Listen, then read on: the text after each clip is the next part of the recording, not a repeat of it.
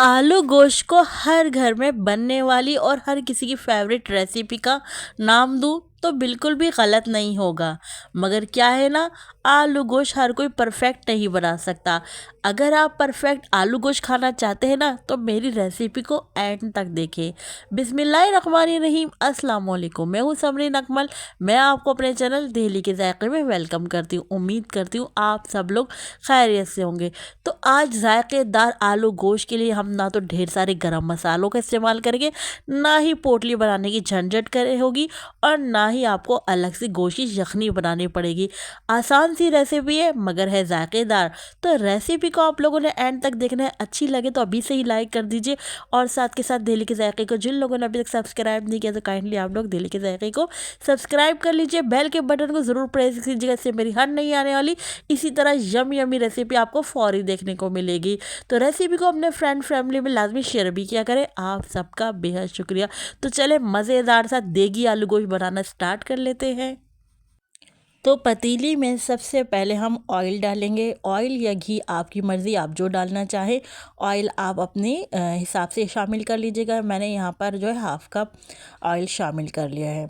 अच्छा, अब मैं यहाँ पर शामिल करूँगी प्याज। दिखा रही थी मैं आपको, यहाँ पर मैंने एक दरमियाने साइज़ की प्याज ली, उसको थोड़ा रफली स्लाइस कर लिया। एक टमाटर ले लिया है, 4 से 5 मैंने लहसुन के क्लोव्स ले लिए हैं, और मैंने 1 इंच का टुकड़ा अदरक का ले लिया है। इन तमाम चीज़ों को हमने फ्राई करना है। अच्छा, अगर आप चाहें तो यहाँ पर हरी मिर्चें लेकर उनको काट कर उनको भी शामिल कर लीजिए फ्राई करने के टाइम पर, अगर आपको ज़्यादा स्पाइस पसंद है। मैं चूँकि नॉर्मल हमारे यहाँ खाया जाता है, इसलिए मैं यहाँ पर इस वक्त टाइम हरी मिर्चें ऐड नहीं करी, क्योंकि आगे हम मज़ीद और स्पाइस ऐड करेंगे।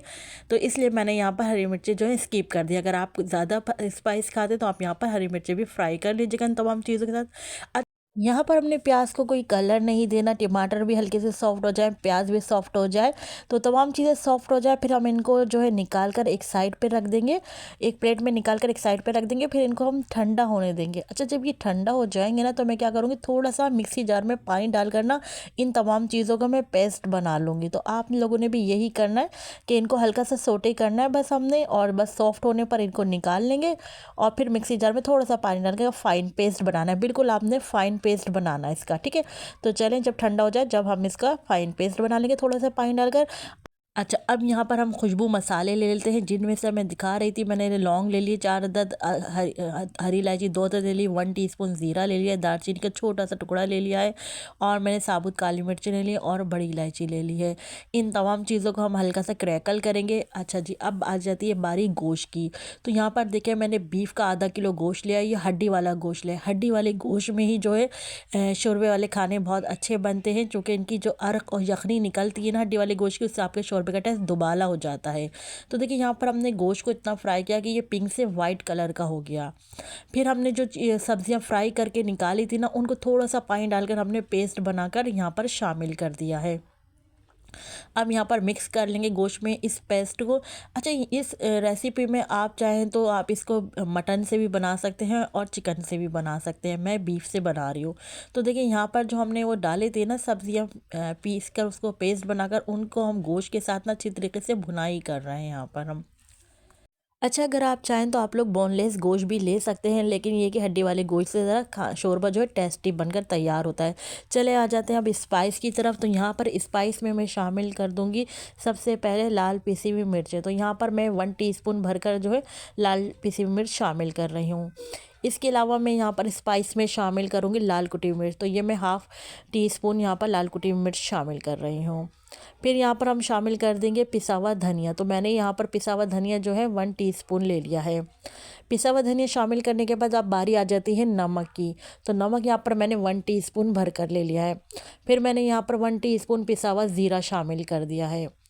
अच्छा, इसके अलावा अब यहाँ पर मैंने अच्छे कलर के लिए ना 1 टीस्पून यहाँ पर मैंने देगी कश्मीरी लाल मिर्च शामिल कर दी। इससे क्या होता है, बहुत अच्छा कलर आता है सालन में ना। अगर आपके पास नहीं है तो कोई बात नहीं, आप स्किप भी कर सकते हैं। अच्छा, यहाँ पर तमाम स्पाइस शामिल करने के बाद हम मिक्स कर लेते हैं, और अच्छी तरीके से अब यहाँ पर हम भुनाई दोबारा से स्टार्ट कर देते हैं।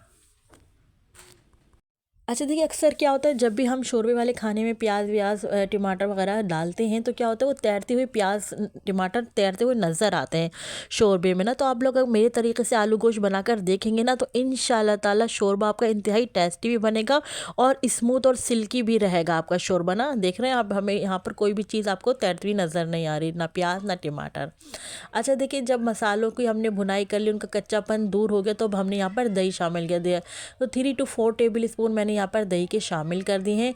अच्छे तरीके से दही को हम यहाँ पर मिक्स कर लेते हैं। आप लोग अगर मेरी रेसिपी को अच्छी लग रही हो यहाँ तक आप लोगों को, तो आप लोग रेसिपी को लाइक तो कर दीजिए और साथ के साथ दही के जायके को सब्सक्राइब भी कर लीजिए।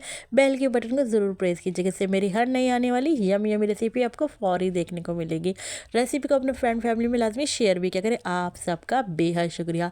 तो देखिए, यहाँ पर हमने बातों बातों में ही ना मसाले की अच्छी तरीके से भुनाई करी, दानेदार हमने देखिए इसका मसाला कर लिया, इतनी भुनाई करी कि दानेदार जो है हमारा ये मसाला तैयार हो रहा है। आप देख रहे हो ऑयल भी साथ के साथ सेपरेट भी होता जा रहा है। तो अभी मज़ीद हम यहाँ पर 5 मिनट और भुनाई करेंगे।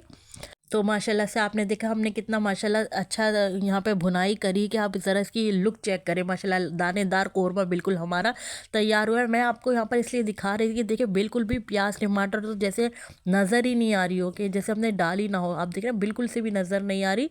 तो देखिए कैसे माशाल्लाह से दानेदार सा यहाँ पर आप देख रहे हैं हमारा कौरमा तैयार हुआ है। ऑयल भी कितना अच्छा सेपरेट हो गया, कितना आप माशाल्लाह देखिए लुक देखिए इसकी कितनी ज़बरदस्त आई है यहाँ पर। तो यहाँ पर अब हम गोश्त गलने का पानी शामिल कर देंगे। यहाँ पर मैं 1 गिलास जो है गोश्त गलने का पानी शामिल करके मिक्स कर रही हूँ। अच्छा यहाँ पर जो मैं कवर करके रख दूँगी, लेकिन मैं कब तक मैं कवर करूँगी इसको, 80% गोश्त गलाऊँगी, क्योंकि हमने बाद में आलू के साथ भी तो गोश्त को गलाना है ना। तो यहाँ पर हम 80% गोश्त को गलाएंगे। तो देखिए मैंने जो है आधे घंटे के लिए रख दिया था और यहाँ पर हमारा गोश्त जो 80% गल गया। फिर हमने आलू शामिल कर दिए, बड़े साइज़ के मैंने आलू काट कर शामिल किए हैं। कोई तकरीबन 2 से 3 अदद आलू मैंने शामिल कर दिए हैं। अब यहाँ पर थोड़ा सा मैंने आलू गलने का और पानी शामिल करा है, क्योंकि अब हमने यहाँ पर जितनी ग्रेवी रखनी है उस हिसाब से पानी मैंने शामिल किया है। आपने जितनी ग्रेवी रखनी है आप उस हिसाब से पानी यहाँ पर ऐड कर लीजिएगा। यहाँ पर मुझे मीडियम सा शोरबा रखना है ताकि हमारे आलू भी गल जाए और गोश्त जो 20% रखे वो भी गल जाए ना। तो मीडियम कंसिस्टेंसी में शोरबे तैयार कर लूँगी, आप अपने हिसाब से कर लीजिएगा। मगर रेसिपी अभी यहाँ पर ख़त्म नहीं हुई है।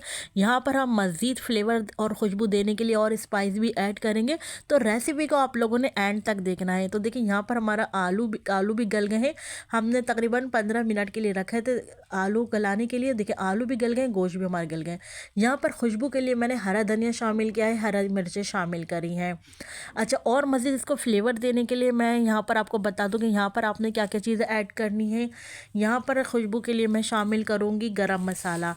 तो यहाँ पर पिसा हुआ गरम मसाला मैं शामिल कर दूँगी, तकरीबन कोई ½ टीस्पून में पिसा हुआ गरम मसाला शामिल करूँ। इसके अलावा मैं आपको बताऊँ आपने यहाँ पर क्या ऐड करना है। यहाँ पर जनाब आपने स्पाइस में थोड़ी सी पिसी कुटी हुई काली मिर्चें जो फ्रेश होती है ना वो शामिल करें, और थोड़ा सा ज़ीरा है ना लेकर आपने उसको ड्राई रोस्ट करके उसको कूट कर शामिल करते। फिर आप देखें माशाल्लाह से आपके आलू गोश्त बिल्कुल देगी आलू गोश्त की खुशबू आएगी आपके आलू गोश्त में। मैं तमाम स्पाइस हरा धनिया हरी मिर्चें डाल के ना तो 5 मिनट के लिए कवर करके रख देता, ताकि इन तमाम चीज़ों की खुशबू ना हमारे आलू गोश्त में अच्छे से आ जाए। आप माशाल्लाह से आलू गोश्त की लुक तो चेक करें, कितने ज़बरदस्त हमारा आलू गोश्त बनकर तैयार हुआ है। लग रहा है ना टेस्टी, मतलब देखते ही मुंह में पानी आ रहा है कि बस अभी गरम गरम तंदूर की रोटी आई है और खा लिए जाए इस आलू गोश्त को। तो आप इस खुशबू से भरे देगी आलू गोश्त को एंजॉय कर सकते हैं नान, घर की रोटी, गर्मा गर्म चपाती के साथ, पराठों के साथ। तो आलू गोश्त के क्या ही कहने, और अगर प्लेन राइस हो तो उससे भी ज़बरदस्त लगता है आलू गोश्त का शोरबे वाला सालन। यकीन करें बहुत ही टेस्टी हमारा आलू गोश्त बनकर तैयार होता है। खुशबू तो ऐसी कि दूर दूर तक हमारे आलू गोश्त की खुशबू माशाल्लाह से फैल रही थी। जो लास्ट में हमने इसमें खुशबू मसाले जो मैंने आपको बताए ना वो लास्ट में डालिएगा।